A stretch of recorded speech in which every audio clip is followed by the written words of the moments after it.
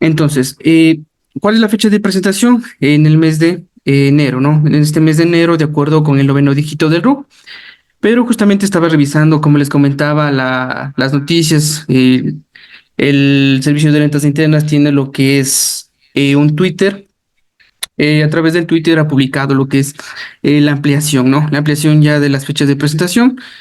Justamente, ¿cuál es la ampliación? Es desde el 21 de este mes de enero hasta el 7 de febrero, ¿no? Igual, de acuerdo al noveno dígito de RU, empezando desde el noveno dígito de RU, que sería el número uno, ¿no? Número uno hasta el noveno dígito y el cero, que es la presentación, la fecha de presentación última. Listo, entonces, comentado esto, ¿qué es lo que vamos a revisar? Vamos a revisar lo que es base legal, vamos a hablar acerca de manera general, vamos a hablar de manera general algunas consideraciones importantes en el anexo REDEP, ¿no? Que vamos también a revisar, vamos a ver cuáles son los sujetos obligados en el anexo REDEP. Vamos a ver el formulario 107 y las sanciones, diferencias, ¿no? En el anexo REDEP, recordemos que en este año se realizaron algunos cambios, ¿no? En comparación del anterior año. Entonces, vamos a ver cuáles han sido esas diferencias, qué es lo que ha cambiado respecto a este año. ¿Cuál es la clasificación de los ingresos? ¿Cuáles son los gastos personales, rebaja y límites, ¿no? Tratamiento del representante legal y vamos a ver por ahí unos ejercicios prácticos también. Bien, importante primeramente conocer lo que es el anexo RED. El anexo REDEP, como ya bueno lo conocemos, es un anexo de retenciones, ¿no? En la fuente del impuesto a la renta bajo relación de dependencia. Este trámite es habilitado por el SRI, mismo que permite a las personas naturales o jurídicas presentar el RED a través de la página web institucional del SRI. Bien, ¿qué es lo que se reporta en este anexo, en este anexo REDEP? En este anexo REDEP se reporta primeramente información relativa a las retenciones en la fuente del impuesto a la renta de los ingresos del trabajador, del trabajo en relación de dependencia, ¿no? Se presenta el anexo REDEP, vamos a verlo por formalidad para ciertos casos, ¿no? Para el cumplimiento ante el SRI. Ya, a ver, ¿cuáles son los sujetos que deben presentar este anexo REDEP? Primeramente los empleadores, ¿no? Los empleadores pueden ser personas naturales o pueden ser sociedades, ¿no? Ya vamos a ver más adelante algunos tipos de sociedades que podemos encontrar, ¿no? Pero hablando de manera general, primeramente, ¿cuáles son sujetos obligados? Son los empleadores. Pueden ser personas naturales o pueden ser sociedades, ¿no? O personas jurídicas. ¿Qué tipo de información o qué es lo que se reporta en este anexo REDIF? Primeramente se reporta lo que es la información de los empleados, ¿no? Información de los empleados. Luego de eso tenemos lo que son los ingresos que han percibido estos empleados. Hay una categorización, digámoslo así, ¿no? Respecto al tema de los ingresos también. ¿Cuáles son los ingresos que son grabados bajo ingresos grabados para impuesto a la renta o ingresos igualmente que deben ser aportables al IES, ¿no? Entonces ya vamos a ver más adelante esto. ¿Cuáles son los gastos? ¿Qué tipo de gastos personales son permitidos? ¿Y cuáles son las exoneraciones, no? En este año se han justamente incorporado lo que son unas exoneraciones, ¿no? Exoneraciones, en este caso, de tercera edad o discapacidad. Han habido lo que son ciertos cambios, ¿no? Bien, entonces, ¿quiénes deben reportar este anexo? Deben reportar primero a los empleadores, ¿no? Sociedades públicas o privadas, al igual que las personas naturales obligadas a llevar contabilidad y los empleadores en su calidad de agentes de retención, ¿no? Deben presentar al Servicio de Rentas Internas en medio magnético la información relativa a las retenciones en la fuente del impuesto a las rentas realizados por ellas, ¿no? Por el periodo comprendido desde el 1 de enero al 31 de diciembre de cada año. Ya. ¿Qué quiere decir con esto? A ver.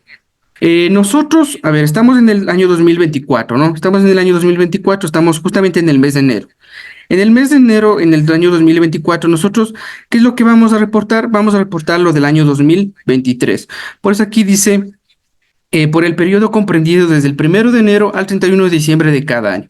Entonces, en el 2025 yo voy a reportar lo que es lo del año 2024, ¿no? En el mes de enero. Ya, entonces, justamente, ¿cuál es el periodo de reporte? El periodo de reporte es desde el 1 de enero hasta el 31 de diciembre de cada año. ¿Cuáles son las fechas de presentación de este anexo REDE? La fecha de presentación, de acuerdo a la resolución NAC 0880, donde establece lo que es la fecha de presentación de este anexo como tal. ¿Qué es lo que sucedía antes, no? Este anexo se presentaba en el mes de febrero, digámoslo ya hace unos años pasados, ¿no? Pero tras esta resolución se ha modificado esto, ha modificado lo que es la fecha máxima de presentación de acuerdo al noveno dígito del RUC. Si mi noveno dígito del RUC es el 1, tengo que hacer mi presentación máximo hasta el 10 de enero. Si mi número de RUC termina en 2, tengo que presentar hasta el 12 de enero y así de manera sucesiva hasta llegar al último dígito de RUC, que en este caso es del 0, que terminaría con la presentación máximo hasta el 28 de enero, ¿no? Ya. Entonces, esta es la fecha máxima de presentación de acuerdo a la resolución 0880, ¿no? Ya va a depender en este caso, ya sea por situaciones ajenas que se presenten, como justamente les comentaba inicialmente, ¿no? Debido a la situación del país o debido a algunas situaciones, el SRI puede ampliar lo que es la fecha de presentación. Y en este caso, bueno, ya toca esperar lo que es la resolución para la ampliación del plazo como tal.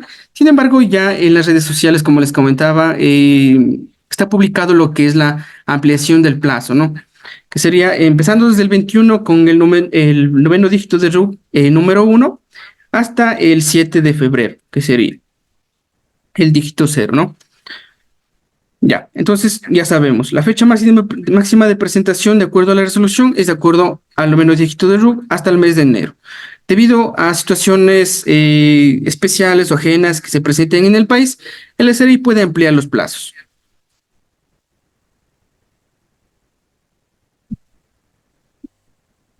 Ya. Ahora, ¿cuáles son los sujetos obligados a presentar este anexo de retenciones en la fuente del impuesto a la renta, este anexo REDE, ¿no? Como les comentaba, primeramente sociedades.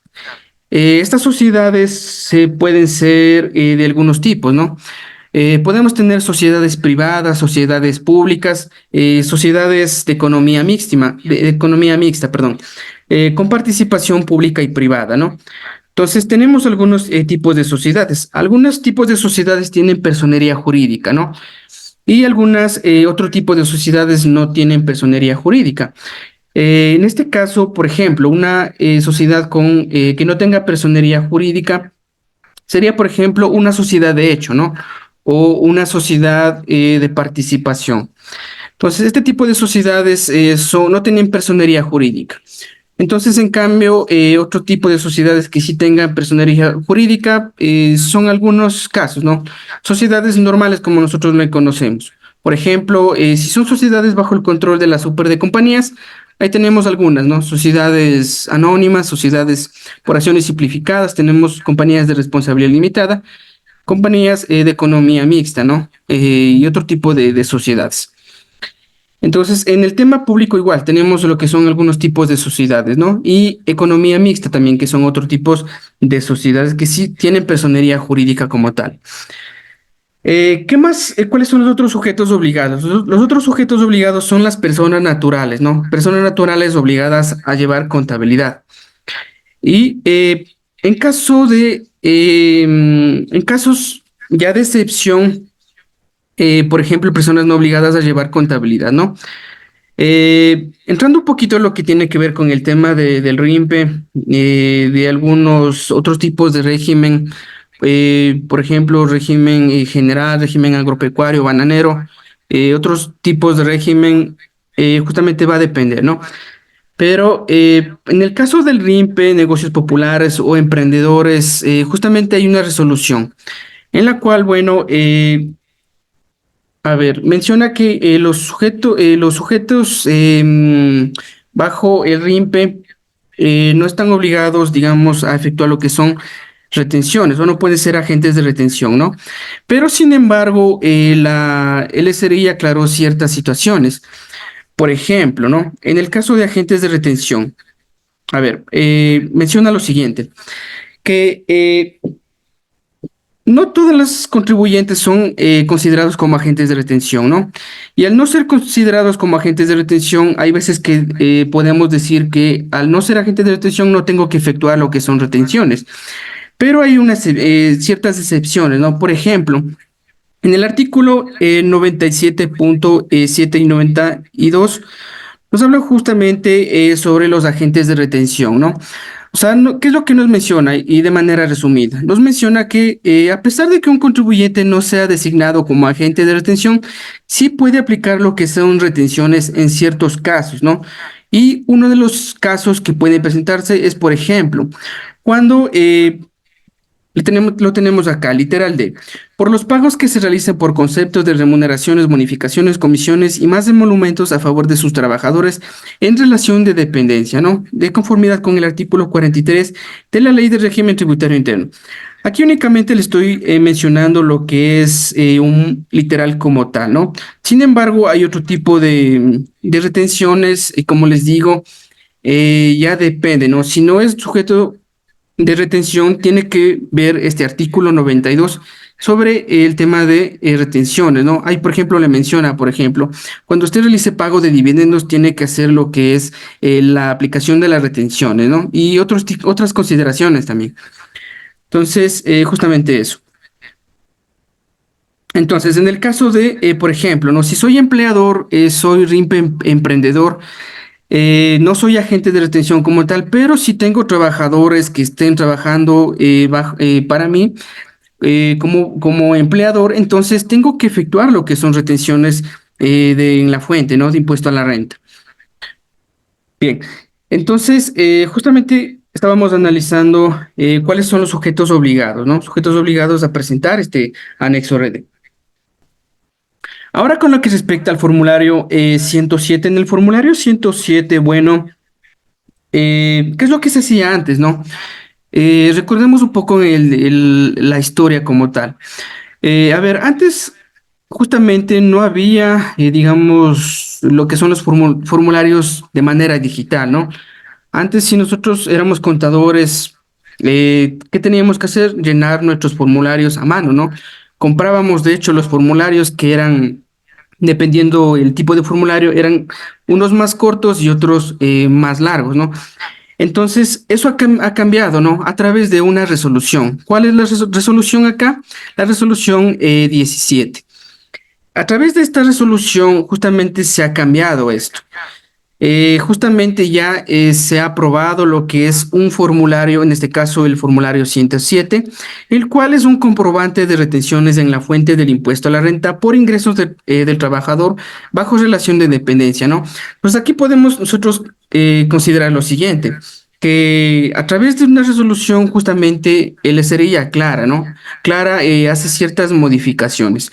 Entonces, no es que esto, digamos, se aplicó desde siempre, sino que a través de resoluciones de modificaciones en la normativa de resoluciones NACS, hay modificaciones en la norma, ¿no? Hay modificaciones, entonces, desde ahí ya exige lo que es primeramente un formulario como tal, formulario 107, y ahora ya en la actualidad este formulario 107 igualmente nos permite generar, ¿no? Permite generar también. Ya, entonces en esta resolución, artículo 1, menciona aprobar el nuevo formulario 107 correspondiente al comprobante de retenciones en la fuente del impuesto a la renta por ingresos de trabajo en relación de dependencia, el cual será generado exclusivamente a través del anexo de retenciones en la fuente bajo relación de dependencia RD, utilizando las especificaciones técnicas para que cada ejercicio fiscal establezca el servicio de rentas internas y cuyo formato se encuentra disponible en la página web institucional. Bien, ahora nos vamos justamente al tema de las obligaciones, ¿no? De emitir lo que son comprobantes de retención como tal, a los trabajadores que laboran bajo relación de dependencia, ¿no? ¿Dónde podemos encontrar esto? Nosotros podemos encontrar en el artículo 96 del reglamento de la Ley de Régimen Tributario Interno. Justamente en este artículo nos menciona la obligación que nosotros como empleadores tenemos justamente expedir lo que son los comprobantes de retención a los trabajadores que laboran bajo relación de dependencia, ¿no? Aquí en este artículo nos menciona ciertas particularidades también. En este artículo 96 igualmente nos menciona, ¿no? Que un caso, por ejemplo, si un trabajador deje de prestar lo que son servicios en relación de dependencia antes del cierre del ejercicio económico, el empleador, como agente de retención, deberá entregar el comprobante dentro de los 30 días siguientes a la terminación de relación laboral. El trabajador será responsable de entregar al nuevo empleador el formulario 107. Ya. Entonces, de manera resumida, ¿qué quiere decir? Por ejemplo, ¿no? Puede ser el caso que en cierto determinado mes un trabajador renuncia, ¿no? Hace su renuncia como tal y el empleador, perdón, tiene la obligación, ¿no? Tiene la obligación justamente de entregarle el comprobante de retención hasta 30 días siguientes, hasta los 30 días siguientes, ¿no? Hasta el próximo mes. Hasta esa fecha tiene máximo plazo entregarle lo que es un comprobante de retención. Si un empleador le iba reteniendo a ese empleado mes a mes y en cierto mes ya renuncia a lo que es el empleado como tal, el empleador tiene la obligación justamente de entregarle el comprobante del anterior mes, justamente para que el empleado tenga lo que es el formulario 107, ¿no? Y ese formulario le va a servir cuando él vaya nuevamente a emplearse, vaya a trabajar para otra persona natural o para otra sociedad. Entonces, ese formulario 107 tiene que entregarlo, en este caso el trabajador, al nuevo empleador, ¿no? Bien, entonces, ¿cuándo es necesario realizar una declaración de impuesto a la renta por parte del empleado? ¿Y cuándo no es necesario realizar una declaración de impuesto a la renta por parte del empleado? Ya, aquí tenemos que analizar dos situaciones, ¿no? ¿Cuándo es necesario realizar una declaración de impuesto a la renta por parte del empleado y cuándo no es necesario? ¿Cuándo sí sería necesario realizar una declaración de impuesto a la renta por parte del empleado? Primeramente, cuando un empleado tiene actividades adicionales, ¿no? Puede ser el caso. Un trabajador, si bien es cierto, está bajo relación de dependencia, está trabajando para una empresa, puede tener ciertas actividades a las cuales se dedique ese empleado. Puede tener otras actividades adicionales, ¿no? Entonces, ahí puede ser necesario realizar lo que es una declaración de impuesto a la renta por parte del empleado, ¿no? Justamente porque, a ver, en el tema de relación de dependencia únicamente, si bien es cierto, tiene las comprobantes de retención que le está efectuando el empleador, pero como obligación tiene que realizar lo que son la declaración de impuesto a la renta de las otras actividades, ¿no? Entonces, esta puede ser una consideración también. La segunda consideración sería que, por ejemplo, un trabajador tiene dos empleadores o más. Entonces, en este caso, a ver, tiene que primeramente, tendría lo que es un comprobante, ¿no? Tendría lo que es un comprobante por parte de un empleador, pero no va a tener por el otro empleador. En ese caso, tendría que consolidar lo que son los dos comprobantes, ¿no? Y ver, en ese caso, si tendría que pagar más impuestos o tendría que solicitar la devolución de impuestos, ¿no? Otra situación, quisiera utilizar la rebaja de impuesto a la renta por gastos personales. Ya. Al momento que un empleado, a ver, quiere utilizar lo que son gastos personales, este empleado tiene que sí o sí realizar lo que es la declaración de impuesto a la renta, ¿no? Por parte del mismo, porque a través de esta declaración igualmente de impuesto a la renta, él va a utilizar los gastos personales, ¿no? Entonces, esa es otra consideración. Igualmente, cuando tenga que reliquidar el impuesto a la renta o quiera solicitar la devolución por pago en exceso, ¿no? Este caso de reliquidar puede ser un ejemplo. Un empleado está trabajando, ¿no? Está trabajando, el empleador le va efectuando lo que son las retenciones mes a mes. Puede que ese empleador le haya retenido, tal vez, digamos, le haya no efectuado una retención tan alta. Entonces, puede ser el caso que el empleado tenga que efectuar una declaración de impuesto a la renta para poder liquidar el impuesto a la renta correspondiente, ¿no? Entonces, es otro caso. Igualmente, cuando haya lo que es una retención por parte del empleador en exceso. Entonces, en este caso, igualmente, eh, el empleado quiere que le devuelvan esas retenciones, quiere que le devuelvan ese impuesto a la renta. Entonces, sí puede hacer la solicitud de la devolución, pero antes de eso tiene que hacer la declaración del impuesto a la renta. Entonces, este es otro caso, ¿no? ¿Y cuándo no sería necesario? ¿Cuándo no es necesario realizar una declaración? Únicamente cuando un empleado tenga ingresos bajo relación de dependencia. En este caso, no sería necesario realizar una declaración. Trabaje únicamente para un solo empleador, no utilice la rebaja de impuesto a la renta causado por gastos personales, no reliquide el impuesto a la renta, ni vaya a solicitar tampoco devolución del impuesto a la renta, ¿no? Entonces aquí analizamos dos consideraciones. Primero, cuándo es necesario realizar una declaración de impuesto a la renta y cuándo no sería necesario. Bien, entonces vamos a ver primeramente cuáles son algunas de las diferencias respecto al anexo REDEM, ¿no? Si nosotros comparamos lo que es el anexo del año anterior, del 2022, con el anexo REDEM de este año 2023, nos vamos a encontrar con ciertas diferencias, ¿no? Con ciertas particularidades. Como por ejemplo, respecto en el año 2022. En el año 2022, únicamente nosotros en nuestro anexo REDEP teníamos justamente el periodo de declaración, ¿no? Periodo de declaración. Únicamente en este periodo de declaración nos mencionaba si es anticipada o a qué periodo corresponde. El tema del casillero de anticipada es cuando, por ejemplo, ¿no? A ver, ya no voy a trabajar, digamos, en un caso hipotético. Ya no voy a trabajar en este caso, por este empleador o por otros empleadores. Entonces, en ese caso, si quiero hacer reliquidar o pagar o solicitar la devolución, tengo que hacer mi declaración anticipada, ¿no? Justamente porque, digamos, voy a cerrar mi RUC, ya no tengo otras actividades, igualmente he dejado de trabajar para ese empleador, entonces ahí sería necesario hacer una declaración anticipada, ¿no? Claro que la devolución sí va, en este caso, a demorar un poco, pero es necesario realizar la declaración de manera anticipada. Ya. Entonces, ¿cuál ha sido, bueno, comparando, ¿no? Comparando lo que es el anexo de este año 2023.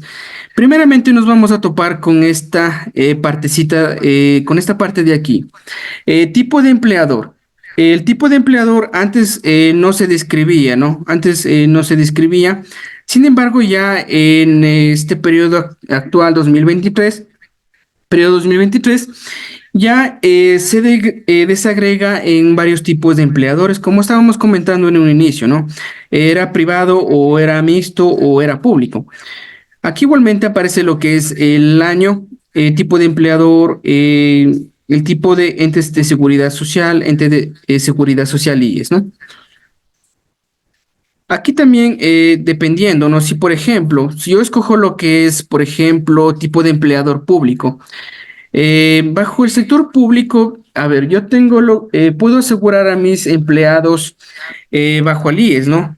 Puedo asegurar bajo el IES o puedo asegurar dependiendo, ¿no? El ente de seguridad social, el ISFA o el ISPOL. Entonces, ahí va de depender, ¿no? Justamente si seleccionamos el tipo de empleador, igualmente tendríamos que seleccionar el ente de seguridad social, que es el IES. Si es privado, IES. Si es público, puede ser el IES, ISFA o el ISPO, ¿no? Ya, entonces, esta es una consideración, es algo que se modificó en este anexo, ¿no? En este anexo 2023. Ya, entonces mire, por ejemplo, aquí en esta pantalla ya vamos a ver justamente el anexo red, ¿no? Pero aquí en esta pantalla usted puede ver lo siguiente. Si selecciona entidad pública, usted puede toparse con Entidad de Seguridad Social y es ISFA o ISPOL. Ya. ¿Cuál ha sido otro de los cambios respecto a este año? Otro de los cambios respecto a este año ha sido el tema justamente de incorporar lo que son el tema de carga de personas, cargas familiares, ¿no? Número de cargas familiares. Y también se ha incorporado lo que es el cargo, el trabajador con cargo o con carga de personas con enfermedades catastróficas, raras y o huérfanas, ¿no? Se ha incorporado estas dos, trabajador con cargo a personas con enfermedades catastróficas, raras y o huérfanas y el número de cargas familiares por rebaja de gastos personales. ¿Por qué se ha modificado esto? Ya lo vamos a ver más adelante, pero de manera general, ¿por qué se ha modificado esto? Porque en este año 2023 hubo lo que es una reforma como tal, ¿no? ¿Cuál era la reforma como tal o cuál era la ley que modificó este tema de las cargas familiares? Justamente era el tema de la LEFAN, ¿no? De la Orgánica de Economía Familiar. Entonces, con esto se vino a modificar, ¿no? Se vino a modificar este tema de las cargas familiares. También aparece lo que son enfermedades catastróficas, raras y o huérfanas, ¿no? Ya, entonces aquí en esta parte de información respecto al trabajador aparecen estas dos consideraciones importantes. Luego de eso ya nos vamos al tema de los ingresos. En el tema de los ingresos, ¿qué cambios podemos notar? Primeramente, ¿qué es lo que se hizo? El SRI quiso separar, ¿no? Modificó el anexo como tal y en este anexo primeramente separa cuáles son los ingresos grabados en materia grabada de seguridad social y cuál ingresos sobre suelos, comisiones son materia no grabada de seguridad social. Antes, si comparamos respecto al año 2022, no había este tema de separar, ¿no? ¿Cuáles son los ingresos que son sí, grabados para el IES y cuáles no son grabados para el IES? En el tema de los gastos personales, bueno, aquí no se ha hecho alguna modificación en el anexo como tal. Podemos ver que en el tema de los gastos personales tenemos los mismos gastos, ¿no? Vivienda, salud, alimentación, vestimenta, turismo, educación, arte y cultura. En el tema de exoneraciones podemos ver que están los mismos, ¿no? Discapacidad y tercera edad. En el resumen impositivo, bueno, podemos igualmente ver que no ha cambiado. Entonces, ¿cuáles han sido los cambios importantes? Primeramente esto, tipo de empleador público, privado, mixto, el tipo de entidad, si es IES, ISFA o ISPOL, el tema justamente de datos del trabajador y el tema de los ingresos, ¿no?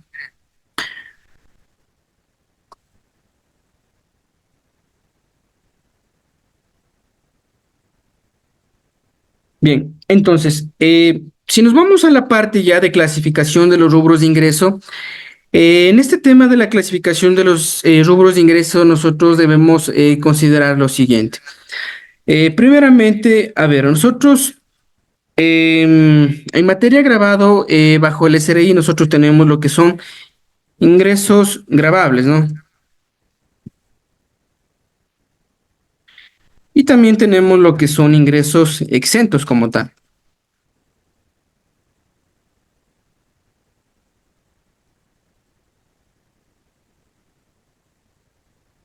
Ya.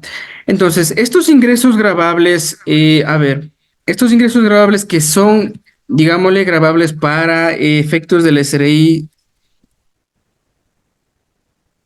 pueden ser también aportables, ¿no? Aportables al IES.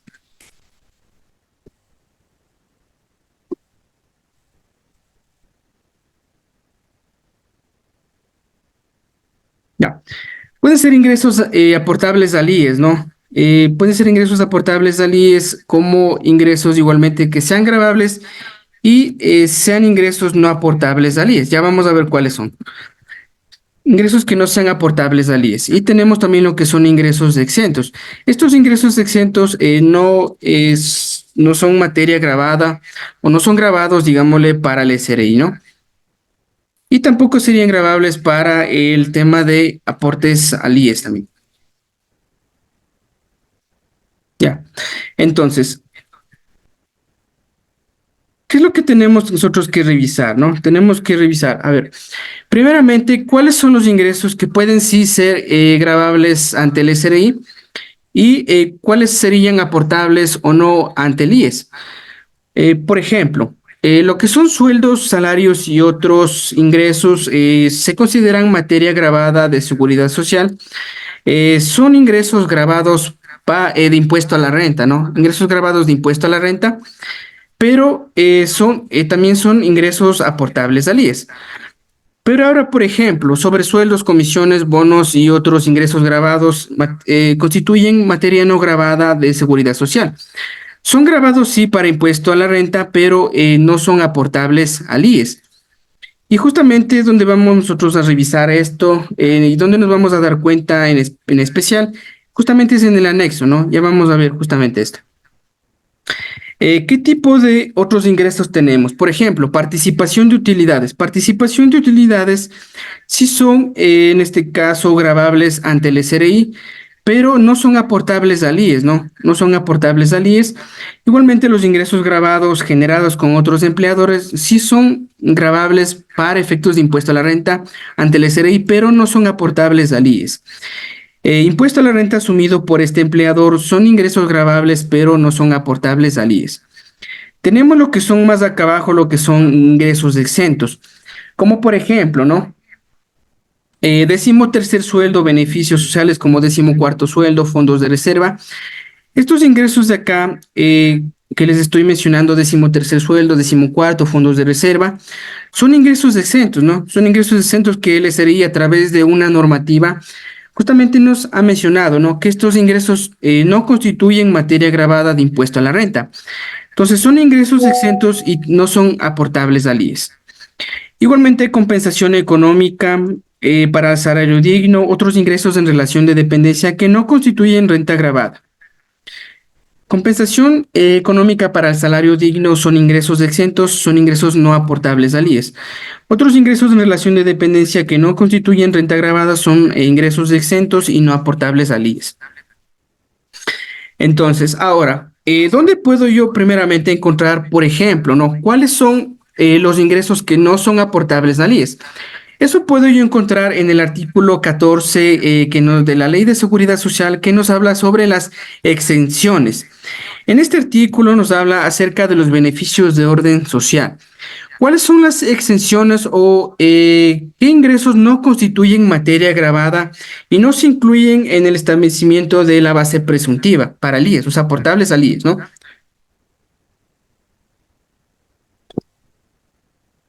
Primeramente, los gastos de alimentación de los trabajadores ni dinero ni en especie, ¿no? Cubiertos por el empleador, el pago total o parcial debidamente documentado de los gastos de atención médica, odontológica, asistencia o preventiva integral y complementaria. Aquí tenemos algunos, ¿no? Algunos ingresos que no son materia grabada para el IES. Por ejemplo, las primas de seguro, de seguros de vida, de accidentes personales, no cubiertos por el seguro general obligatorio, la provisión de ropas de trabajo y de herramientas como tal, el beneficio que representa los servicios de orden social con carácter habitual en la industria o servicio. La participación del trabajador en las utilidades de la empresa. Aquí podemos ver esto, ¿ya no? Participación del trabajador en las utilidades de la empresa. ¿Son ingresos grabables de impuesto a la renta? Sí. ¿Son ingresos grabables para el IES? No. ¿Por qué? Porque está aquí en este artículo 14. Justamente el seguro en este artículo pone algunas exenciones, ¿no? La compensación económica para el salario digno. Salario digno tampoco es un ingreso, son exenciones, ¿no? Como tal. Aquí también hay alguna consideración. A ver, tenemos lo que son ciertos numerales del 1 al 5, donde tenemos lo que son algunos, digámoslo, ingresos como tal que no constituyen materia grabada para el IES, ¿no? Sin embargo, acá me dice lo siguiente. Si la suma de las exenciones comprendidas entre el numeral 1 hasta el 5 de este artículo superan lo que es el monto en este caso del 20% como retribución monetaria del trabajador. En este caso ya estos conceptos constituyen materia grabada. Entonces siempre debo fijarme en esto, ¿no? Debo fijarme que estas exenciones no superen el 20%, ¿no? De la retribución monetaria del trabajador. Si superan, ya constituyen lo que es materia grabada del IES. Entonces, ahí ya tendría que considerarse para el aporte al IES, ¿no? Ya. ¿Y dónde podemos nosotros encontrar vuelta a este tema de los ingresos exentos? Nos vamos a encontrar justamente ya en la Ley de Régimen Tributario Interno y en el reglamento como tal, ¿no? Aquí en este artículo 9 que nos habla acerca de las exenciones, nos habla acerca justamente de los ingresos exentos como tal, ¿no? Aquí podemos encontrar algunos, por ejemplo, las pensiones jubilares, el tema de los viáticos, asignaciones para movilización, los gastos de viaje, hospedaje y de alimentación, bonificaciones, agasajos y subsidios, gastos de residencia y alimentación, ¿no?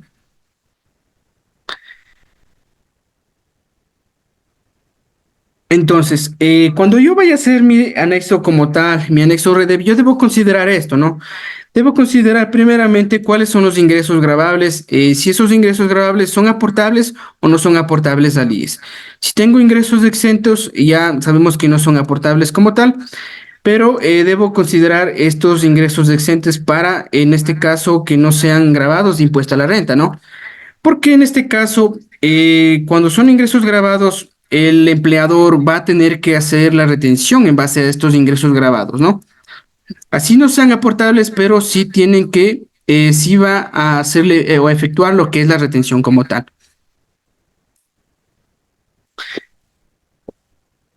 Bien, entonces vamos justamente ya con el tema de revisar lo que son ejercicios prácticos, ¿no? Vamos a revisar lo que son, a ver, tenemos acá lo que son 5 ejercicios prácticos, ¿no? Estos 5 ejercicios prácticos están de acuerdo a las nuevas reformas que salieron, ¿no? A ver, igualmente por comentarles, en este año 2023 salió esta ley orgánica de economía familiar, ¿no? Donde se reformó justamente el tema de las cargas familiares. Pero al salir la norma como tal, más o menos salió en julio de este año 2023, aplicó desde julio hasta la actualidad. Sin embargo, nosotros también, cuando hagamos este anexo de red, tenemos que considerar igualmente cuál es la normativa anterior que aplicaba justamente desde enero hasta junio, ¿no? Porque ahí igualmente se encontraba la ley LODE como tal. Entonces, ahí tengo que considerar eso, ¿no? Porque, a ver, de enero a junio se efectuó cierto cálculo en donde nos hablaba sobre el tema de la rebaja que era el 10 o el 20% de acuerdo a los ingresos. Sin embargo, con esta ley de economía familiar aparece lo que son cargas familiares, ¿no? Y en el tema de las cargas familiares podemos ver que ya primeramente cambia, ¿no? Cambia lo que es el tema de los gastos personales de acuerdo al número de cargas y de acuerdo al número de canastas básicas familiares. Entonces, yo debo considerar eso en este año. Ya para el 2024, ya únicamente considerarían los cambios de la ley de economía familiar. Recording in progress. Bien, entonces vamos a revisar justamente ya los ejercicios como tal.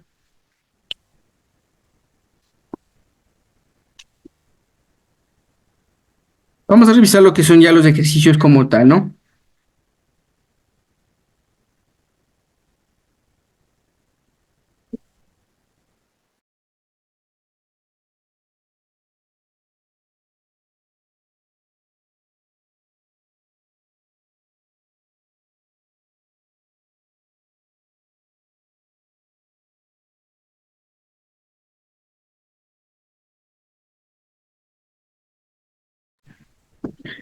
Bien, igualmente contamos con la participación igualmente de Giovanna Sánchez, también está ya activa acá.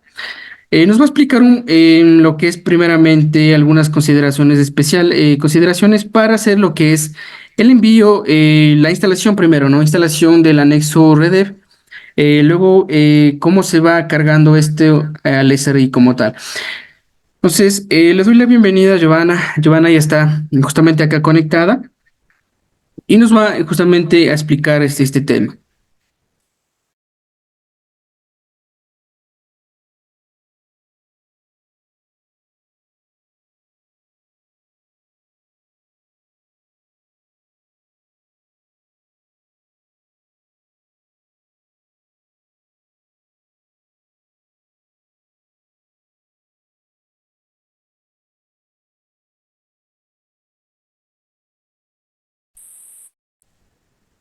Buenas noches con todos, bienvenidos.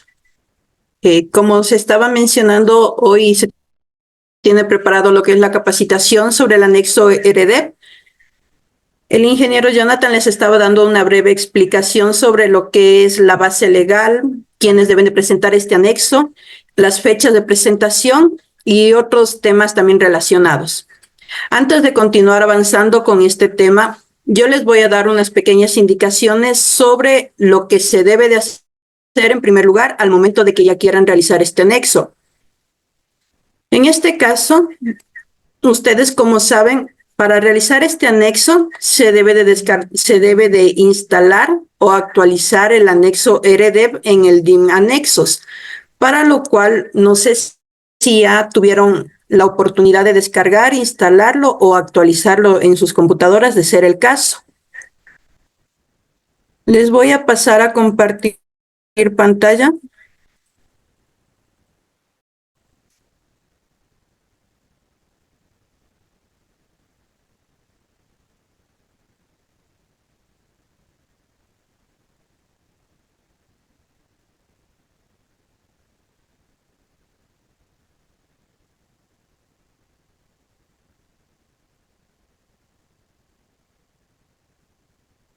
¿Me puedes compartir pantalla?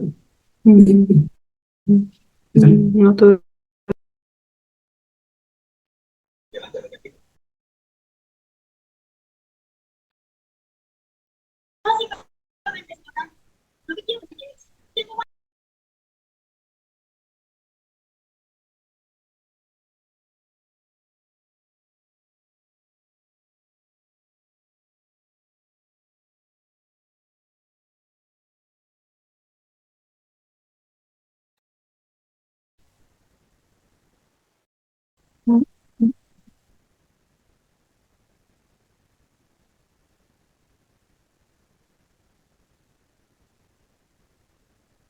Si no me equivoco, en este momento ustedes ya pueden observar la pantalla que les estoy compartiendo, donde nos encontramos actualmente en la página del SRI.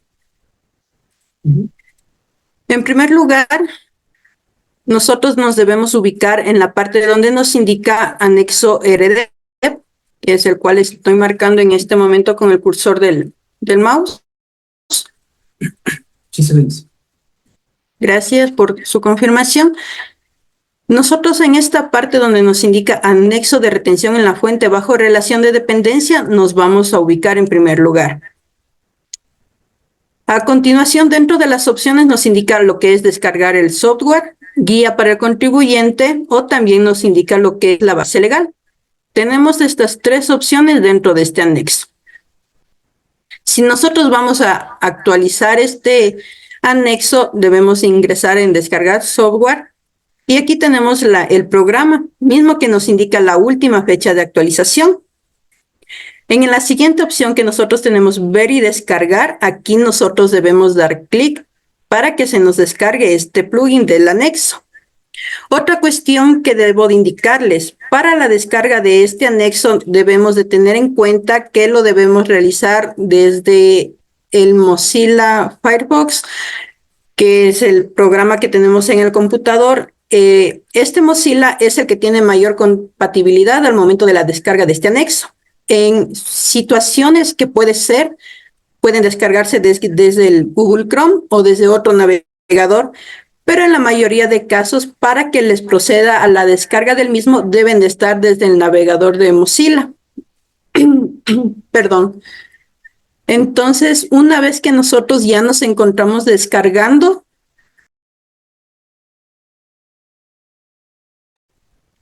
una vez que ya tenemos descargado, nos dirigimos a la parte de descargas. Entonces, ahora sí, nosotros nos ingresamos, perdón, le cierro esto. Nos ingresamos a la parte donde nos indica de nuestro DIM anexos, donde nos indica archivo. Aquí nosotros damos clic en donde nos indica importar. Perdón, aquí en donde dice programa, tenemos dos opciones, donde nos indica actualizar programa o agregar nuevos programas. Actualizar programas se refiere a cuando nos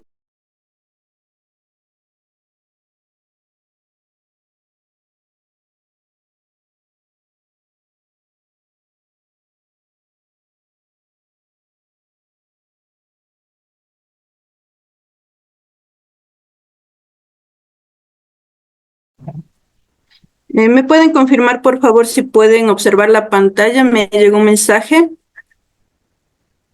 ¿Me confirman para poder continuar? Yo sí, pero ¿qué será? Compártelo nuevamente.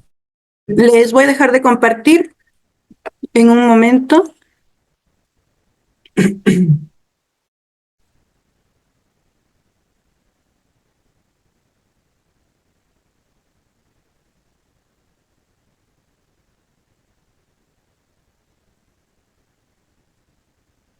En este momento les estoy compartiendo nuevamente. Por favor, ¿me confirman? Sí.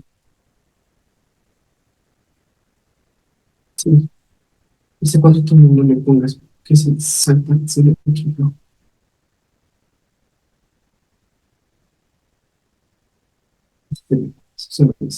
Sí, ahí sí ya se ve.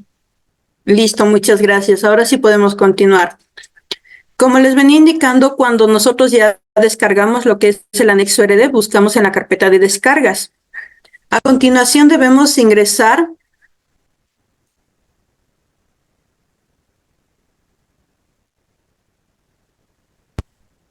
A continuación, una vez ya dentro de nuestro DIM anexos, nos dirigimos a la parte donde indica programa. Aquí tenemos dos opciones. Bájale esa cosita y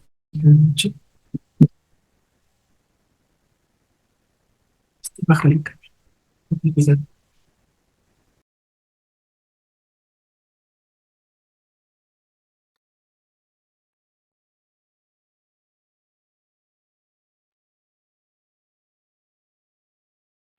Listo.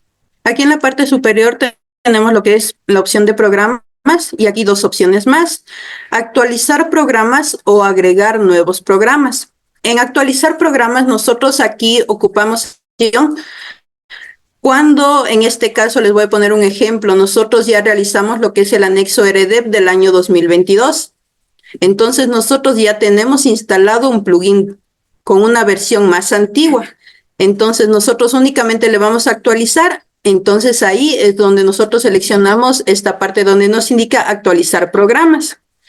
A continuación, nosotros ponemos actualización por archivo y buscamos el plugin que descargamos en este momento, que vendría a ser aquí donde nos indica DIM RD plugin y la versión correspondiente.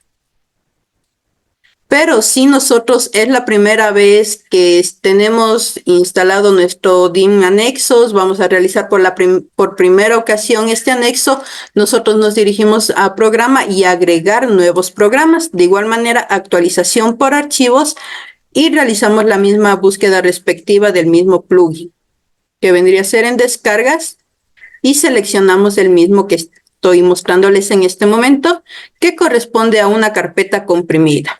Siempre que ustedes vayan a actualizar cualquier anexo mediante la página del SRI, se les va a descargar mediante una carpeta comprimida. Ahora, ¿cuál es otro caso que se está dando actualmente en algunos contribuyentes? Cuando quieren realizar la actualización del archivo, no lo pueden hacer directamente. Les aparece cualquier tipo de error. Entonces, ¿qué es lo más recomendable en este caso? Actualizar toda la versión del SRI DIN anexos, para lo cual ustedes se dirigen a la página del SRI de igual manera, y aquí en la primera opción donde dice DIM, descargan el software por completo. Descargan esta nueva última versión, que es de 31 de julio de 2023, y proceden a actualizar el DIM por completo. Entonces, una vez que ya esté actualizado el DIM, ahí ustedes ya pueden agregar el programa del RDEP y pueden realizar la configuración respectiva.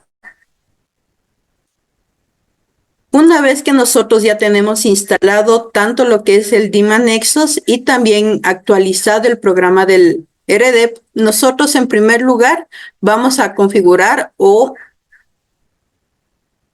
agregar los datos del contribuyente de quien nosotros vamos a generar nuestro anexo, para lo cual en esta ocasión nosotros seleccionamos la opción en archivo y nuevo.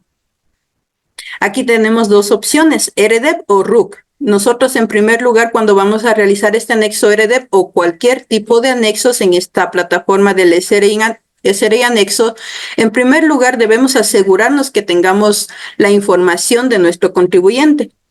¿Por qué? Porque si en este caso yo directamente me voy a seleccionar mi anexo RDEP y pongo en siguiente, aquí me va a salir la razón social de todos los contribuyentes que yo tenga seleccionados.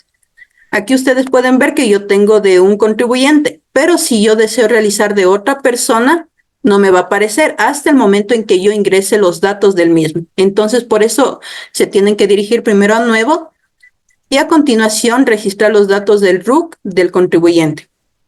Ahora sí, esta es la pantalla que se les va a visualizar a continuación y procedemos a registrar todos los campos. También debemos de tomar en cuenta que todos los campos que estén con el asterisco son obligatorios. Quiere decir que hasta el momento en que ustedes no llenen todos los campos de manera obligatoria, no se va a guardar la información. Ahora sí voy a registrar para un ejemplo.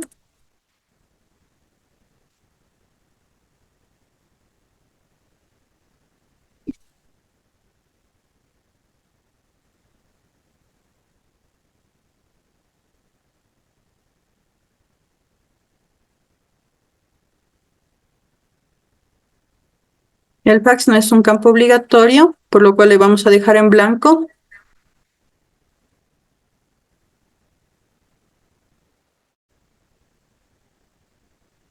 Tipo de identificación del contribuyente es cédula. Y por último, el RUC. Y ponemos finalizar.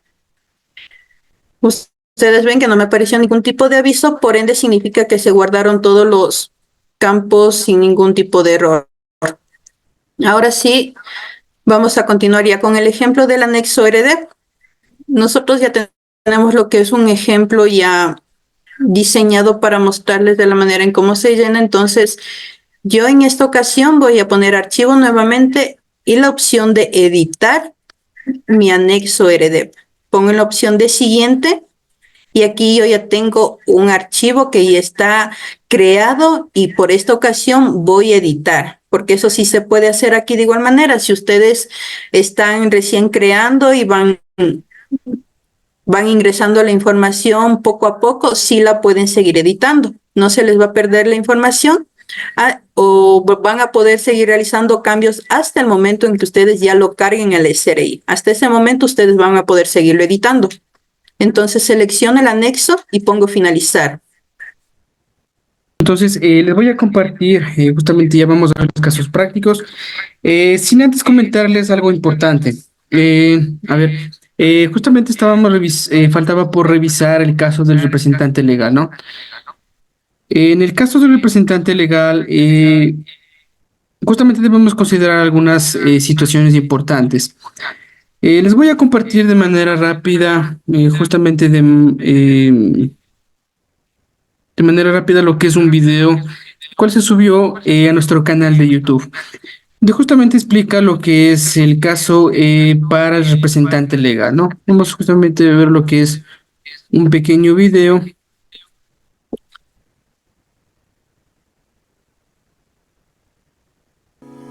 amigos, bienvenidos. Bien, en nuestro canal tenemos subido ya lo que son algunos de los contenidos, algún contenido bastante importante, ¿no? Bastante contenido tenemos. Pues justamente habíamos subido lo que es el caso del representante legal, ¿no? En este caso tenemos justamente lo que es un video como tal. Ustedes lo pueden ver justamente cuál es el tratamiento correcto. Lo van a encontrar así, ¿no? Representante legal, correcto tratamiento, casos prácticos, ¿no? Hola amigos, bienvenidos a tu canal de YouTube. En este canal podrás aprender temas tan importantes como la contabilidad, auditoría, normas NIF, impuestos, finanzas personales y empresariales. Mi nombre es Jonathan y en esta ocasión vamos a hablar acerca del representante legal. Vamos a hablar acerca del correcto tratamiento contable, tributario, laboral, civil, entre otros aspectos importantes. Antes de entrar en materia, es importante que te mencione que el caso del representante legal ha sido un tema de controversia que se ha dado en los años anteriores, por lo que ya el SRI se pronunció y expidió lo que es una circular NA 4, en la cual ya el SRI hace algunas aclaraciones respecto al tratamiento del representante legal. En el artículo 36 del Código de Trabajo nos menciona cuáles pueden ser los representantes de los empleadores. Y si vamos a revisar lo que nos dice este artículo 36, nos menciona que pueden ser representantes de los empleadores, los directores, gerentes, administradores, capitanes de barco y en general las personas que a nombre de sus principales ejerzan lo que son funciones de dirección y administración. Mencionado esto, estos representantes también pueden tener lo que es una representación legal o no, y de ser el caso que sí tengan lo que es una representación legal, ya se considerarán como mandatarios. Ahora es importante de igual manera que te aclare lo que es un mandato, qué es un mandante y un mandatario. Un mandato, vamos a revisarlo, es en el artículo 2020 del Código Civil. Si nos vamos al Código Civil, nos menciona que un mandato es un contrato en el que una persona confía la gestión de uno o más negocios a otra persona, quien se hace cargo de ellos por cuenta y riesgo de la primera. Por este lado ya sabemos lo que es un mandato. El mandato sería un contrato. La persona a quien confía la gestión sería el mandante y la persona que se hace cargo de ese negocio sería el mandatario. Posteriormente, ya un mandatario ya se sujetaría al Código Civil, ya no al Código de Trabajo, porque no sería un empleado, sino sería un mandatario.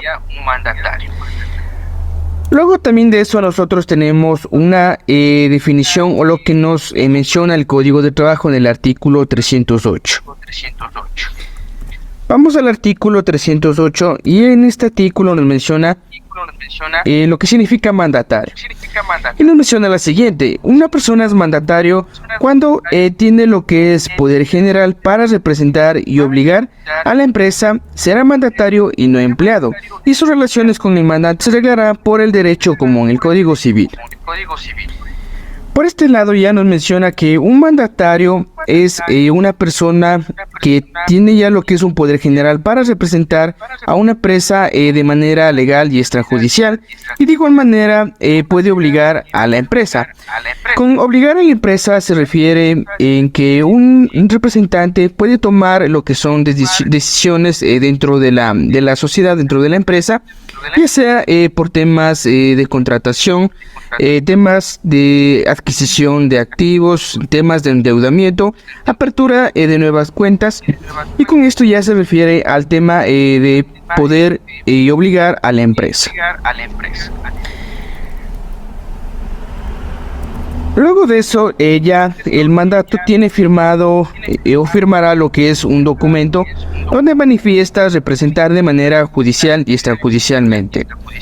Un mandatario manifestar o representar de manera judicial y extrajudicial. Esto nosotros lo podemos encontrar de igual manera, lo menciona la Ley de Compañías en el artículo 13. Si vamos al artículo 13 de la Ley de Compañías, nos menciona que un administrador, para poder tener lo que es una representación legal, deberá inscribir lo que es un nombramiento con igualmente la razón de aceptación en el registro mercantil.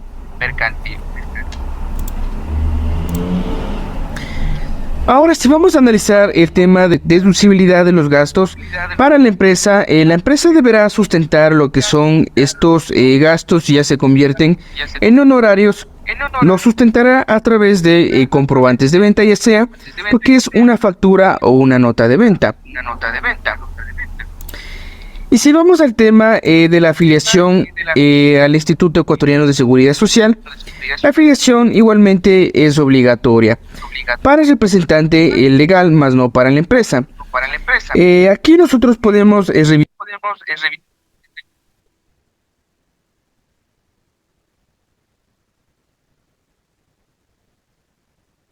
Bien. Entonces, de manera resumida, ¿no? Bueno, les había proyectado lo que es un pequeño video acerca del tratamiento de lo que se le da al representante legal. Si bien pudieron observar en el video, hay algunas consideraciones, ¿no? Para el tratamiento del representante legal. En el video nos mencionaba lo siguiente, que un representante legal, primeramente un administrador puede tener o no representación legal, ¿no? Y de ser el caso que si tenga representación legal, será considerado como mandatario y tendrá que sujetarse al Código Civil como tal. Por ese caso, ya no tendría que estar bajo relación de dependencia, sino tendría que emitir lo que son comprobantes de venta como tal, ¿no? Una factura como tal y sujetar al Código Civil. Pero por el otro caso, ¿no? Cuando un administrador puede no tener una representación legal. Por ejemplo, en las empresas nosotros podemos toparnos con, por ejemplo, gerentes de áreas. Por ejemplo, gerente de ventas, gerente financiero, gerente comercial. Podemos toparnos con algunos tipos de gerencia como tal, ¿no? Entonces, en ese caso, esos tipos de administradores al no tener representación legal, sí pueden considerarse como empleados como tal, ¿no? Entonces, justamente les proyectaba este pequeño video con el fin de que podamos lograr comprender primeramente, ¿no? Cuándo sí un representante legal puede ser, es mandatario o cuando un administrador como tal al no tener representación legal, se considera como empleado. Entonces, justamente eso es lo que menciona acá. Y de acuerdo a eso, nosotros también debemos considerar que, primero, si un representante legal, al ser mandatario, tiene representación legal como tal, no puede estar bajo relación de dependencia, sino tiene que emitir facturas. Igualmente, no tendría que estar asegurado o tener lo que es aportación al IES. Primero porque, a ver, esa aportación que, por ejemplo, lo realiza la empresa, esa aportación constituye lo que es un gasto no deducible para la empresa. ¿Por qué? Porque justamente la obligación no es de la empresa como tal afiliar al representante, sino ya la responsabilidad recae en el representante legal como tal. Entonces, justamente eso es lo que tenemos que ir considerando, ¿no? Y de ser el otro caso, cuando sí un administrador puede no tener representación legal y se considerará como trabajador, se sujeta al código de trabajo, en ese caso sí puede estar bajo relación de dependencia. Esos aportes como tal son deducibles para efectos de impuesto a la renta, ¿no? Entonces, justamente, bueno, ese era el objetivo de mostrarles lo que es este pequeño video, el cual nosotros tenemos subido acá en nuestro canal de YouTube. El cual ustedes igualmente lo pueden revisar, ¿no? Pueden revisar, hay algunos videos también, un contenido bastante bueno, entonces lo pueden ir revisando también. Listo, entonces vamos a comenzar ya con lo que serían los ejercicios prácticos.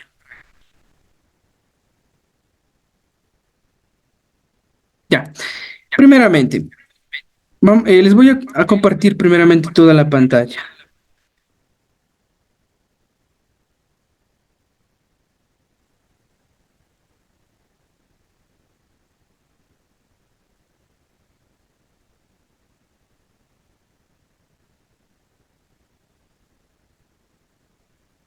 Ya, como bien nos indicaba Giovanna, primero nosotros tenemos que registrar, en este caso, el empleador, cuál tendría lo que es un RUF, una razón social, ¿no? O nombre comercial.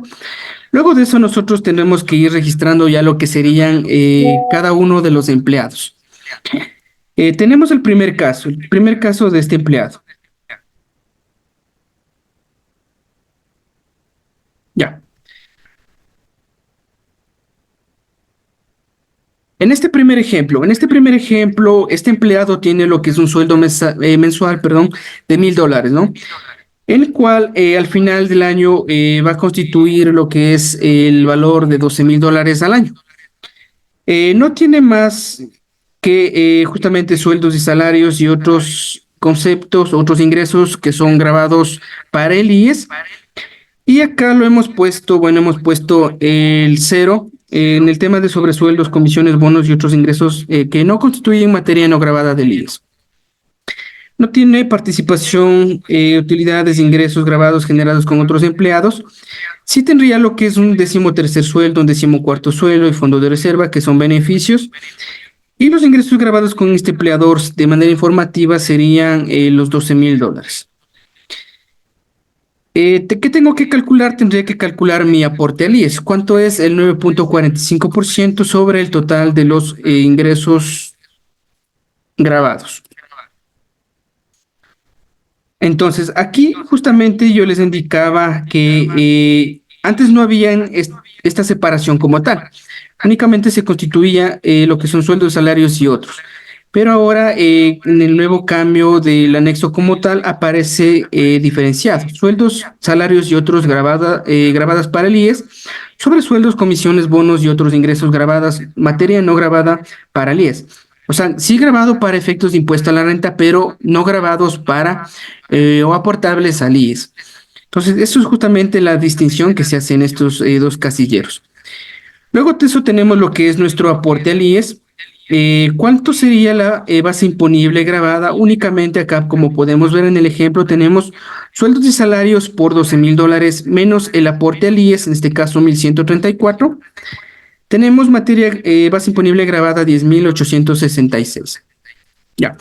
Me voy a mi anexo REDEF y voy a empezar a llenar. Primeramente, datos del empleado. Beneficio provincia. Este trabajador trabaja en la provincia de Galápagos, le vamos a poner no. Si trabajara, en este caso tendríamos que poner lo que sí.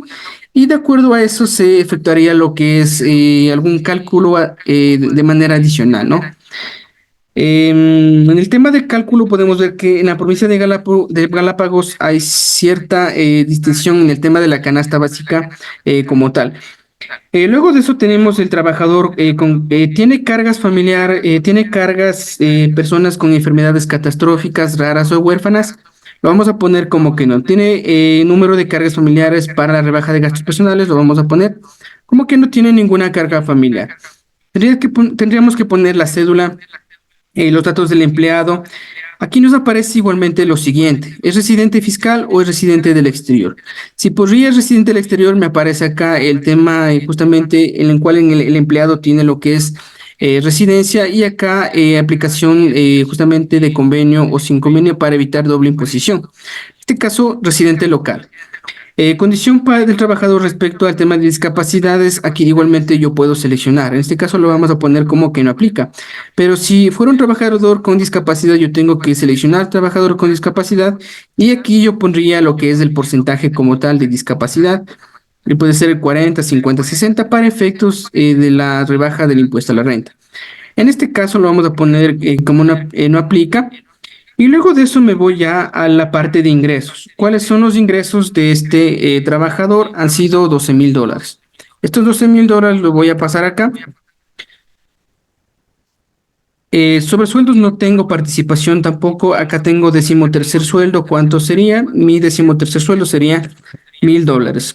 14º sueldo, 450. Tengo mis fondos de reserva calculado, y luego de eso acá me iría a la parte ya de gastos, deducciones y exoneraciones. Acá me aparece lo siguiente, me dice sin sistema de salario neto sin sistema de salario neto y con sistema de salario neto. Aquí yo tendría que primeramente identificar si un empleador me contrató bajo la modalidad de sistema de salario neto, yo lo pondría como con sistema de salario neto. Y si no, me pondría con sin sistema del salario neto. ¿Qué quiere decir en este caso con sistema de salario neto? Quiere decir que en un ejemplo, el empleador puede asumir lo que es el aporte al IES como tal. Entonces, por ejemplo, el empleador al momento que me contrata dice, le voy a pagar lo que es su sueldo por unos $700, por ejemplo, ¿no? $700 y yo voy a asumir lo que es el aporte al IES. Entonces, en ese caso yo tendría que llenar aquí, tendría que seleccionar con sistemas de salario neto, pero en este ejemplo, sin sistema de salario neto. Luego de eso acá yo tengo que poner lo que es el aporte al IES, el 9.45%, yo tengo calculado acá 1.134. En este ejemplo no tengo lo que son gastos personales, más adelante vamos a ver un ejemplo con gastos personales. Y luego de eso yo tendría que poner exoneraciones si tengo exoneración por discapacidad o tercera edad. Base imponible grabada, en este caso 10.866. Base imponible grabada 10.866.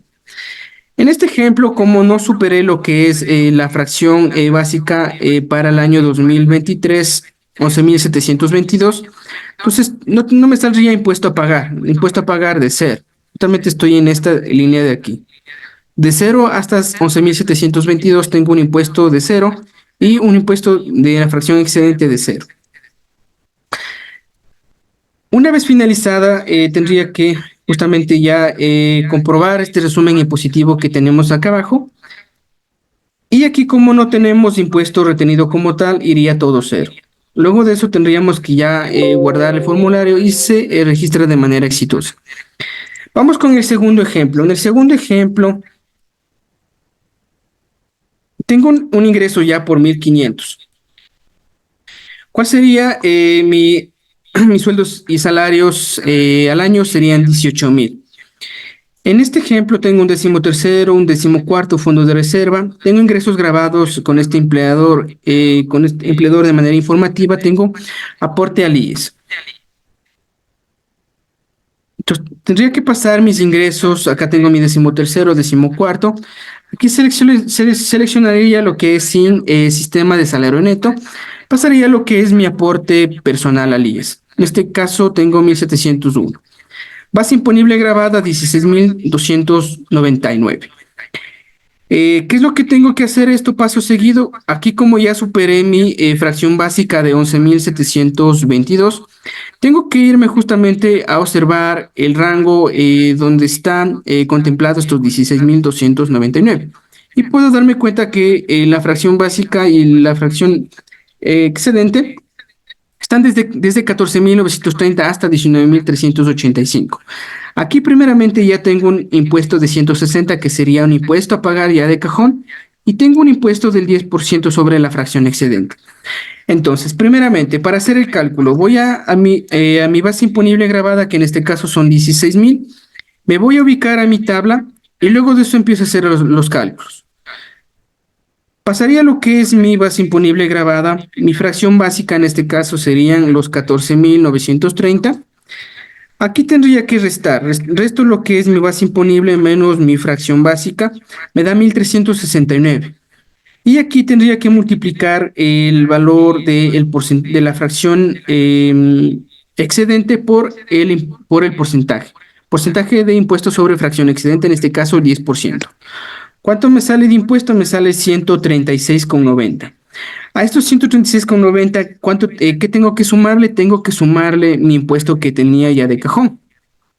Al momento que yo supere ya lo que es un rango, puedo ver que tengo lo que es un impuesto ya de cajón.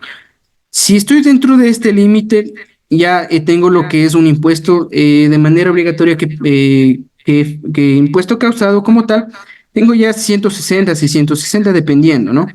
Pero en este caso son 160. Entonces, ¿qué tendría que hacer? Tendría que sumar primeramente mi impuesto a la fracción básica a los 160 más el impuesto a la fracción excedente que nos da 136,90. ¿Cuánto tendría total de impuesto a la renta por pagar? 296,90. Este impuesto tendría que pagar al año. Pero ahora el empleador, ¿cuánto tendría que retenerme de manera mensual? El empleador tendría que esto dividir para el año y me efectuaría una retención de 24,74 de manera mensual y me entregaría lo que es mi comprobante de retención mensual, 24,74. En este ejemplo no he tenido lo que son cargas familiares o la rebaja de gastos personales como tal. Entonces, ya tendría de cajón que efectuar lo que es un pago y mi empleador tendría que hacerme la retención de manera mensual de 24,74. En nuestro ejercicio 3 vamos a ver que tenemos lo que son tenemos lo que es mi mismo sueldo, 1,500, $18,000 al año. Tendríamos lo que es en nuestro 13º, beneficios sociales, tendríamos lo que son ingresos grabados con este empleador informativo, 18,000 y mi aporte al IES por 1,701. ¿Cuál sería mi base imponible grabada? Sería 16,299. En este ejemplo ya tengo lo que son gastos personales. ¿Cuántos gastos personales efectué en la proyección? Efectué lo que son $4,000 en total. $1,000 en vivienda, $1,000 como gastos en salud, $1,000 en alimentación y vestimenta. Entonces tendría que irme, en este caso ya a mi formulario. Voy a mi formulario, a mi ejercicio número 3.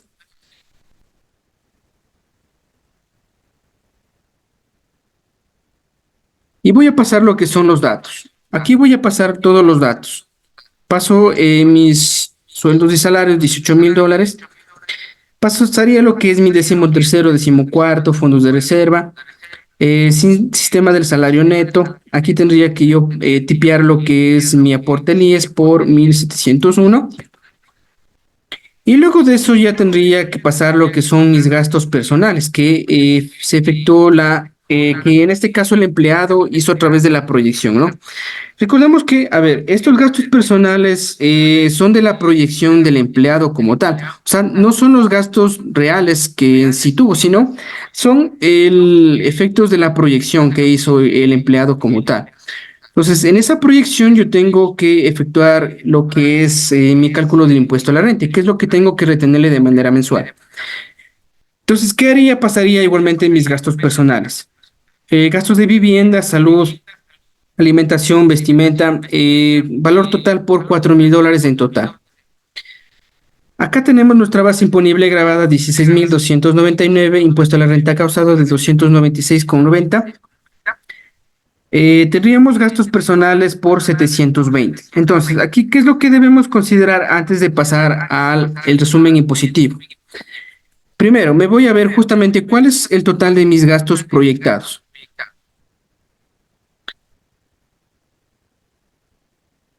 Mis gastos proyectados son $4,000.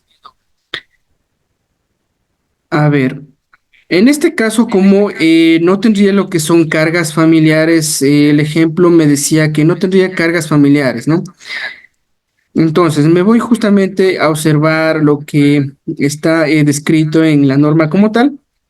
Y nos dice lo siguiente: cuando no tenga lo que son cargas familiares, como monto máximo permitido que me permite el SRI es justamente solo tomarme como gastos personal máximo hasta 5,353. Si tengo más cargas familiares, vamos a ver que de acuerdo a esto igualmente se incrementa el número de canastas básicas como tal. Si tengo una carga, tengo que multiplicar el número de canastas básicas por mi canasta básica como tal, ¿no? Ya, entonces, en este ejemplo tengo que ubicarme aquí. Primeramente, tengo 0 cargas familiares, tengo que considerar 7 canastas básicas. ¿Hasta cuánto puedo tomarme como gastos personales o hasta cuánto me permite el SRI? 5,353. Pero en este ejemplo, ¿cuánto gasté yo? Proyecté $4,000. Entonces, aquí podemos ver que la norma nos menciona igualmente lo siguiente. Si mi proyección es menor a los gastos personales máximos permitidos, tengo que tomar en cuenta lo que es el menor de los dos. En este caso, como mis gastos personales declarados son 4,000, yo consideraría lo que es, en este caso, los gastos personales declarados. Estos 4,000 yo multiplicaría por el porcentaje del 18%, que sería la rebaja del impuesto a la renta causada. Al multiplicar esto por los 4,000 por el 18%, voy a tener lo que es una rebaja del impuesto a la renta causada por 720. Estos 120, al momento que yo me voy a mi anexo como tal, podemos ver que ese valor de los 720 me aparece como el monto máximo para la rebaja por gastos personales. En este caso son 720. Entonces, en este ejemplo yo tenía lo siguiente, tenía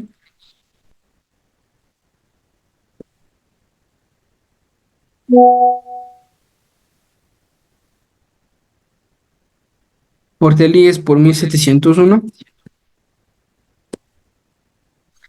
tenía base imponible grabada por 16.299. Luego de eso, un impuesto a la renta causado por 296,90 y rebaja por gastos personales de 720. Ahora me voy justamente a mi ejercicio práctico. Tengo base imponible grabada 16.299.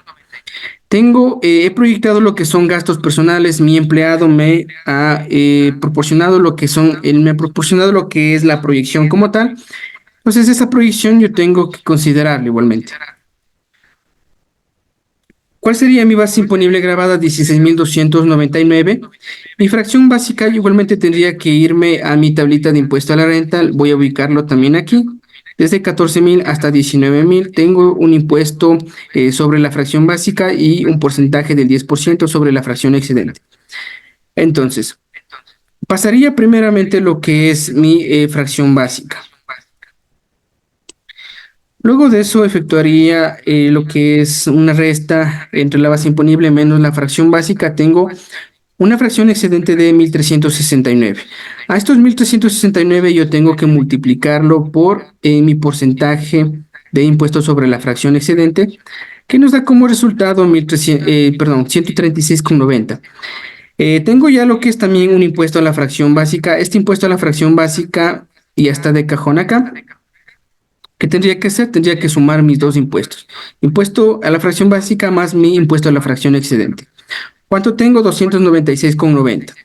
Ahora, si yo no tuviera gastos personales, ¿cuánto sería mi impuesto a pagar? Serían 296,90. Pero al momento que yo ya proyecté mis gastos personales, vamos a ver que mi rebaja de gastos personales son 720. Aquí podemos ver que el impuesto a pagar me sale en negativo. ¿Qué quiere decir? Que mi rebaja de impuestos, rebaja de gastos personales es mayor al impuesto a la renta. En este caso tendría lo que es un saldo en negativo como tal. Este saldo o diferencia es no sujeta a devolución, ¿no? Es no sujeta a devolución del impuesto a la renta. Sin embargo, sí se toma en cuenta para la rebaja de gastos personales.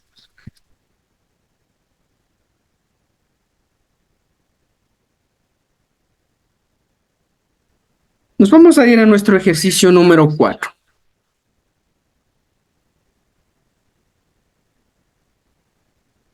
En nuestro ejercicio número 4 tenemos lo siguiente. Tenemos un sueldo mensual por $3,000 que al finalizar los 12 meses tendríamos $36,000. Luego de eso tendría lo que es, son sobresueldos, comisiones, bonos y otros ingresos grabados. En este caso lo vamos a poner como manera de ejemplo que el empleador me ha pagado lo que es alimentación. En este caso, esta alimentación no constituiría materia grabada para el IES. Sin embargo, sí constituiría materia grabada para el SRI como tal, para el impuesto a la renta. Entonces aquí podemos ver lo siguiente. Tengo 36,000 más $100 de alimentación. Tengo una participación de utilidades. Esta participación de utilidades, como les mencionaba anteriormente, no es aportable al IES, pero sí constituye materia grabada para el SRI. Luego de eso tendría mis ingresos de exentos, 13º, 14º sueldo, fondos de reserva. ¿Cuáles serían los ingresos grabados con este empleador? Serían, vamos de hecho a pasarlo a nuestro cuarto ejemplo.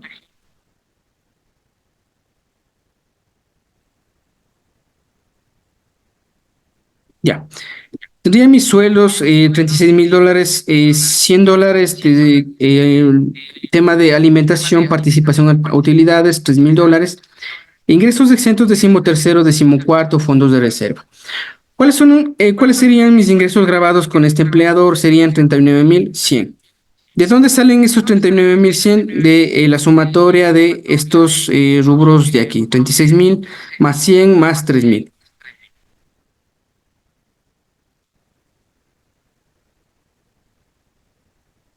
Ya. Entonces, esto constituye ingresos grabados con el empleador como tal. Pero para efectos del IES, únicamente la base imponible grabada son 35.698.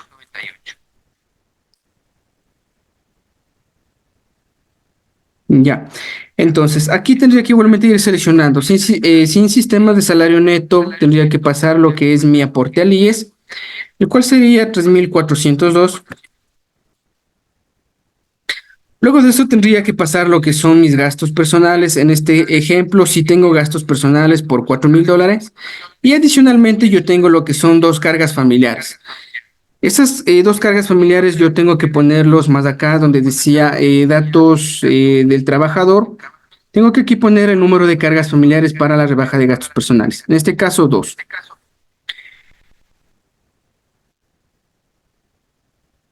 Ya, entonces, ya tendría lo que es mi base imponible grabada. ¿Cuánto sería? 35.698. Estos 35.698 yo primeramente me voy a ubicar en mi tablita del impuesto a la renta. ¿Dentro de qué rango está? Dentro de este rango, 33.000 hasta 44.000. Luego de eso, tendría que ir a considerar lo que serían la rebaja como tal por las cargas familiares. En este caso tengo dos cargas familiares. Me voy a revisar justamente el cálculo y aquí tengo lo siguiente. A ver, como proyección, el empleado me presentó lo que son $4.000 como gastos, como tal. Pero al tener lo que son dos cargas familiares, yo tengo que considerar lo que sería, en este caso, el menor. Por ejemplo, me voy a mi tablita de cargas familiares, yo tendría lo que son dos cargas familiares, tengo que multiplicar 11 veces por mi canasta básica, que me da 8.412. ¿Cuál tendría que tomar en cuenta aquí? Considero yo el menor. No podría tomarme 8.000, sino tendría que tomarme $4.000, de acuerdo a los gastos personales declarados. ¿Cuánto sería? 720. Entonces, estos gastos personales que son $4.000, yo tendría que ir y pasar a mi anexo REDER. Aquí yo tengo que poner gastos personales, vivienda, salud, alimentación, vestimenta, $4.000 en total. Y luego de eso acá, rebaja por gastos personales van a ser 720. Lo mismo que tenemos justamente acá, 720. Multiplicamos los 4.000 por los 720.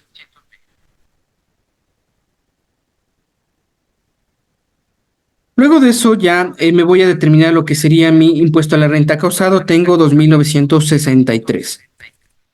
Entonces, me voy a mi tablita de impuesto a la renta. Pasaría lo que es mi impuesto a la fracción básica 33.000. Base para el impuesto a la renta 1.960. Multiplicaría por mi impuesto a la fracción excedente. ¿Cuánto tengo en este ejemplo? 20%. Entonces, ya tendría lo que es primeramente un impuesto de 2.571, que sería un impuesto de cajón, y tendría que determinar lo que sería un impuesto a la fracción excedente. Sumaría mis dos impuestos como tal, y luego de eso tendría que restar lo que sería mi rebaja de gastos personales por 720.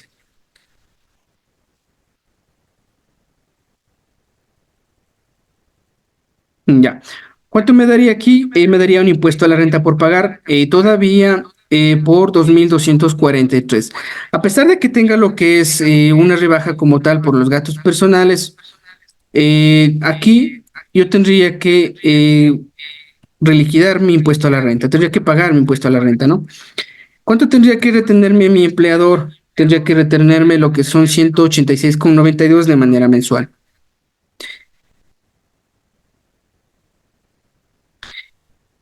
Y veríamos lo que es nuestro último ejemplo. En este último ejemplo vamos a ver el caso de un empleado, el cual tiene lo que es una exoneración por tercera edad.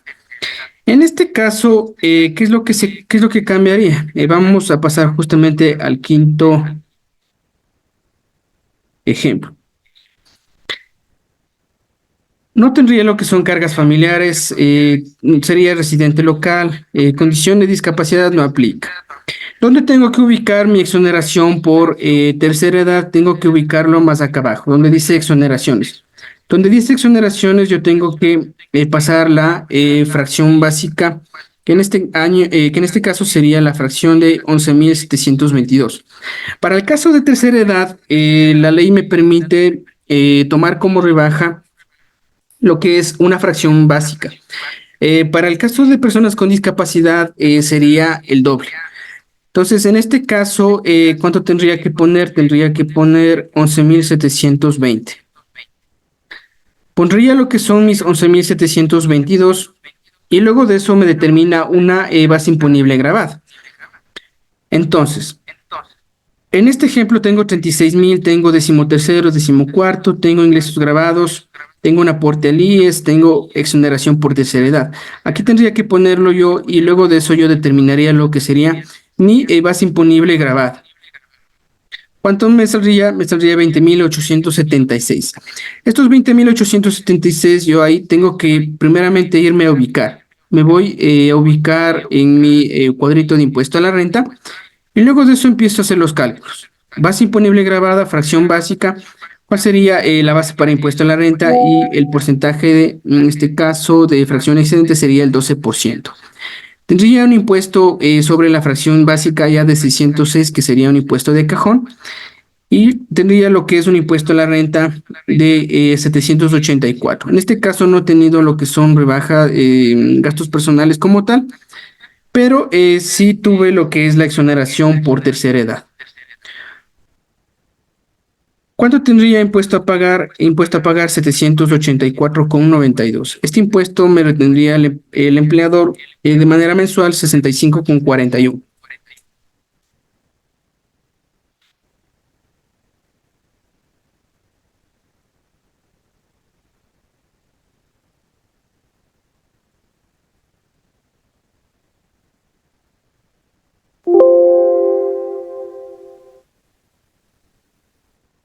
Una vez que yo tenga, en este caso, llenado lo que es la información de los empleados y efectuado ya lo que es el cálculo como tal,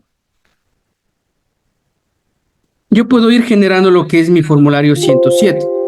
En este formulario 107 yo selecciono lo que es el empleado y este formulario 107 va a entregar, se lo va a entregar el empleado.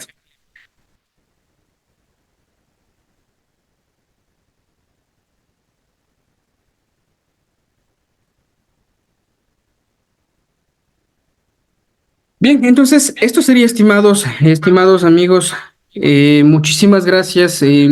Sería lo que vamos a ver por el día de hoy.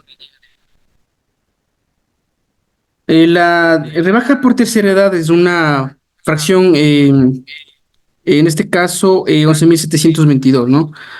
11.722 sería, y por discapacidad vueltas el doble.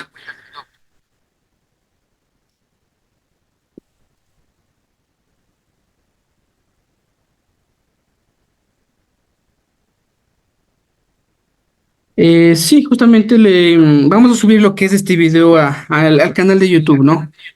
Vamos a subirlo el video como tal al canal de YouTube y ahí lo van a poder ver con tranquilidad. Eh, a ver, si bien es cierto, se amplió lo que es este tema de la presentación del anexo REDER. Sin embargo, en esta semana vamos a realizar lo que es un evento ya digamos, con casos más complejos como tal, ¿no? Entonces, justamente en ese taller vamos a revisar lo que serían casos, me dice, ¿puede regular la posibilidad de casos familiares? Ya, vamos a ver justamente algunos casos especiales, ¿no? En casos especiales, justamente ya lo estaríamos enviando al grupo cuando se va a lanzar esta capacitación como tal, entonces ya lo verían, justamente verían el tema de las fechas. Por acá me dice, ¿cómo cargo este RDB al SRI? Ya, sí, justamente estaba Giovanna por aquí. A ver, Giovanna, si nos puede indicar cómo se hace la carga de este formulario al SRI.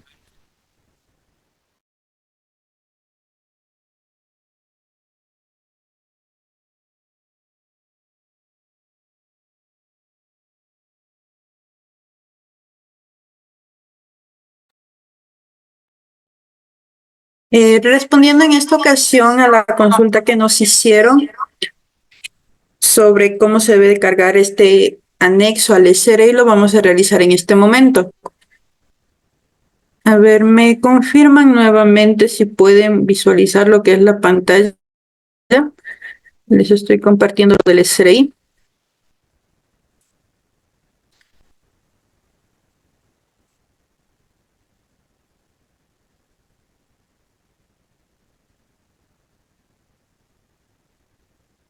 En este momento me parece que ya se está compartiendo lo que es el DIM en primer lugar. Una vez que nosotros tenemos creado ya o registrada la información de todos nuestros trabajadores, aquí nosotros tenemos lo que es la opción de guardar XML.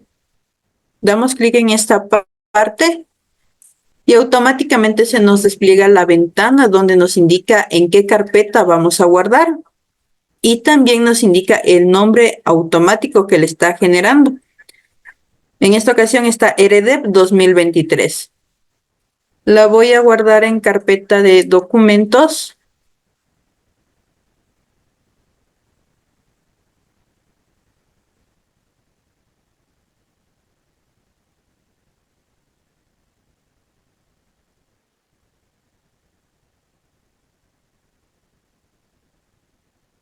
Y pongo guardar. A continuación me indica el siguiente aviso. ¿Desea generar el talón de resumen? En esta ocasión le voy a poner sí para que lo puedan observar de qué manera se me despliega el mismo. Ahí está en un mayor zoom para que lo puedan observar. Este es mi talón de resumen donde se me despliega toda la información que yo registré en este momento. Aquí consta la razón social, el número de RUC, el periodo del cual yo estoy reportando el anexo. Y también a continuación tengo toda la información original. Tengo todo el número de trabajadores, el total de sueldos. Aquí ya se totaliza por todos mis trabajadores. Si yo quiero tener uno por separado, voy generando de cada uno de los trabajadores el formulario 107 que corresponde a cada uno.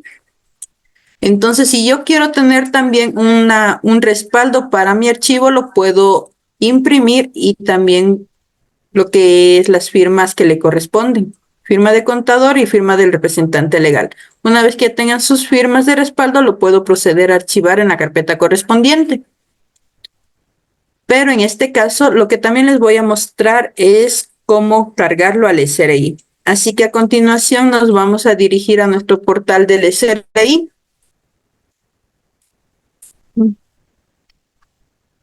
Vamos a ingresar con el RUC y con la clave correspondiente.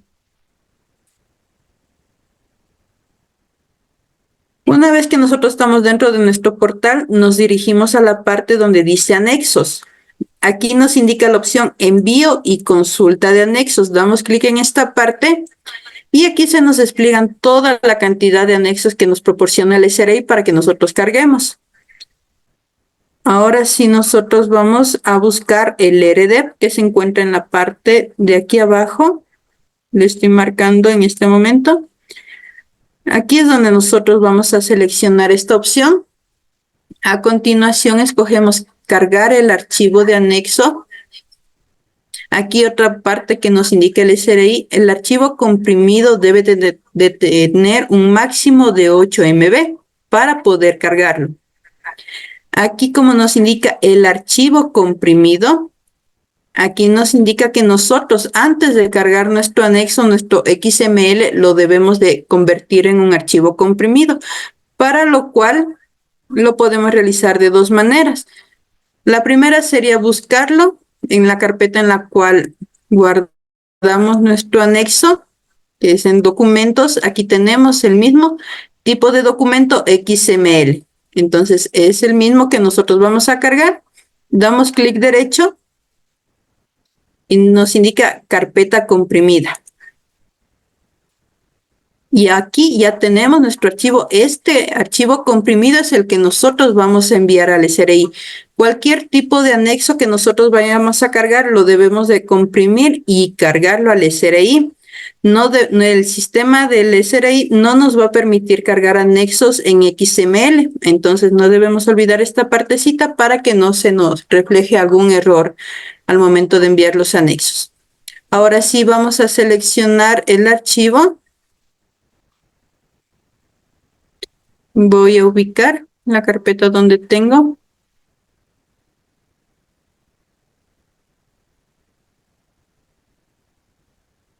Aquí ya tengo.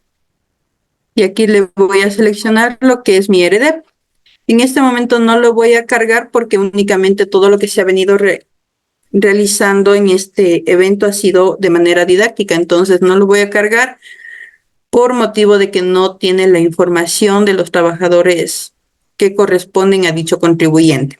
Pero esa es la manera en estas opciones, en esto de anexos, aquí es donde debemos de cargar el RDEP de cada contribuyente y de la manera que se les acaba de indicar en este momento.